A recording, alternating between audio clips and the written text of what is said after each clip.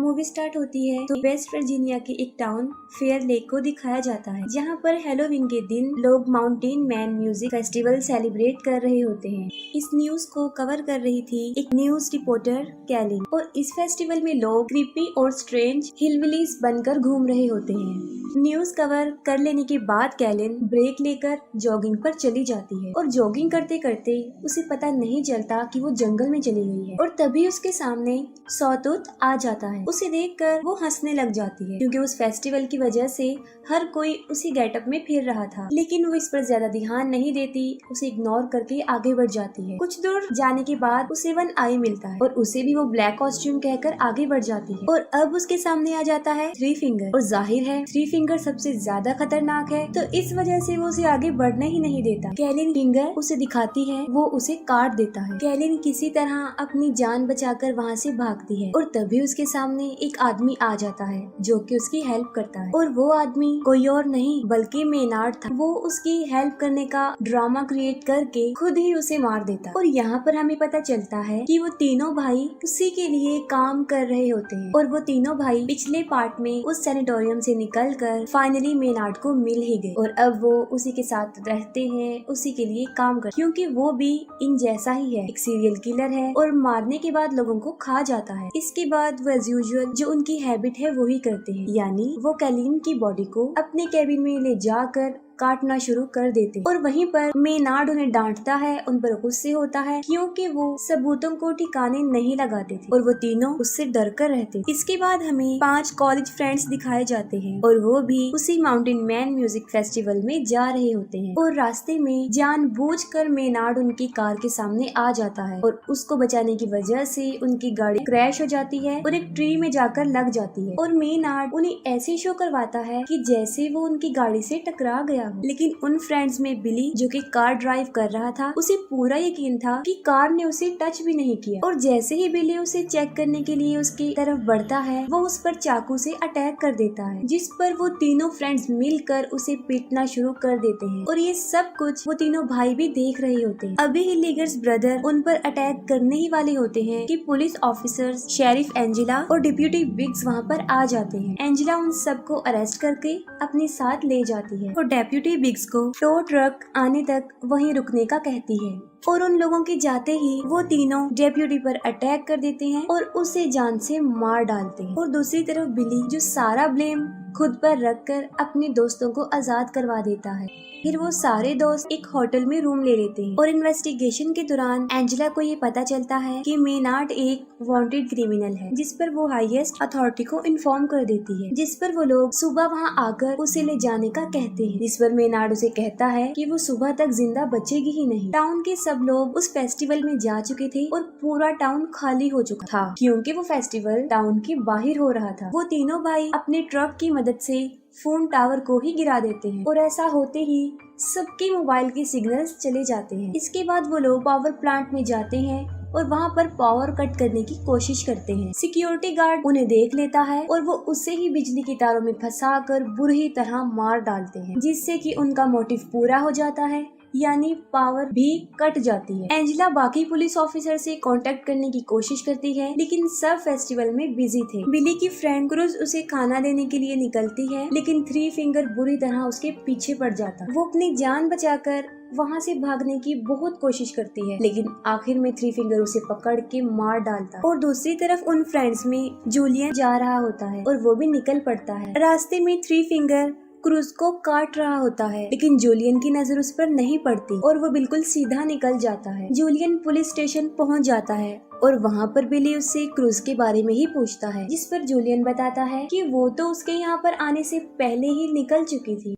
पीछे से लीटा शावर लेने के लिए जाती है, और तभी सॉटूथ उनके फ्रेंड गस को पकड़ के भी ले जाता है। आवाज सुनकर लीटा बाहर आती है, और वन आई उस पर भी अटैक कर देता है। किसी तरह बड़ी मुश्किल से अपनी जान बचाकर वो वहाँ से भाग जाती है। पुलिस स्टेशन के दरवाजे पर कोई नॉक करता है, और बिली समझता है कि शायद ये क्रूज होगी। तब एंजेला चेक करती है तो वहाँ पर उसका हस्बैंड होता है जो उसके लिए खाना लेकर आया होता है। वो उसे खाना देकर वहाँ से चला जाता है। वो तीनों भाई गस को बांधकर हथौड़े से उसके पाँव पर मार मार कर उसकी टांगे पूरी तरह से तोड़ देते हैं। इसके बाद वो उसे ले जाकर पुलिस स्टेशन के बाहर फेंक देते हैं। वो मदद के लिए काफी चिल्लाता है और बिली और जूलियन उसे फौरन पहचान लेते हैं। एंजेला उसकी हेल्प करने के लिए बाहर जाती है और वो तीनों उसके ऊपर ट्रक चढ़ाकर उसे बुरी तरह कुचल देते और एंजेला कुछ भी नहीं कर पाती और इसके बाद वो उसकी बॉडी रोड पर से हटाकर साइड पर रख देते हैं। एंजेला बिली, जूलियन और एक और प्रिजनर को शॉटगन देकर उन्हें डिप्यूटी असाइन कर देती है। बिली जो कि क्रूज को ढूंढना चाहता था और एंजेला उसे साफ इनकार कर देती है और वो स्टेशन को गार्ड करने का कहती है। खुद वो करीब ही एक शॉप पर जाती है जहाँ पर रेडियो और जनरेटर था। बड़ी बहादुरी से वो वहाँ पहुँचकर जनरेटर को स्टार्ट करने की कोशिश करती है और वो किसी से कांटेक्ट भी कर लेती है जिस पर वो बैकअप बुलाने का कहती है। लेकिन जिस लड़के से उसका कांटेक्ट हुआ था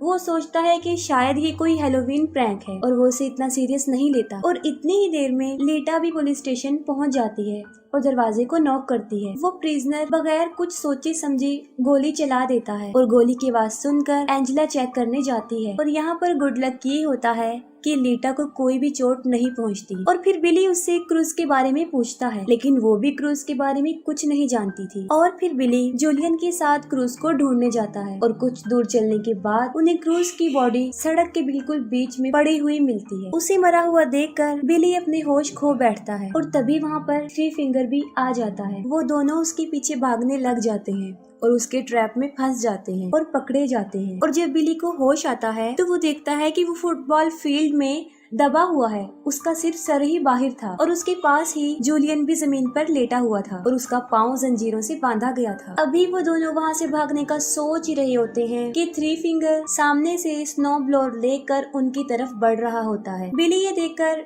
फौरन समझ जाता है कि उसकी डेथ कैसे होने वाली है, लेकिन थ्री फिंगर उसे सामने से नहीं मारता बल्कि वो स्नो ब्लोअर को पीछे की तरफ से लाकर उसका सर काट देता है। बिली को मारने के बाद वो जूलियन की तरफ बढ़ता है।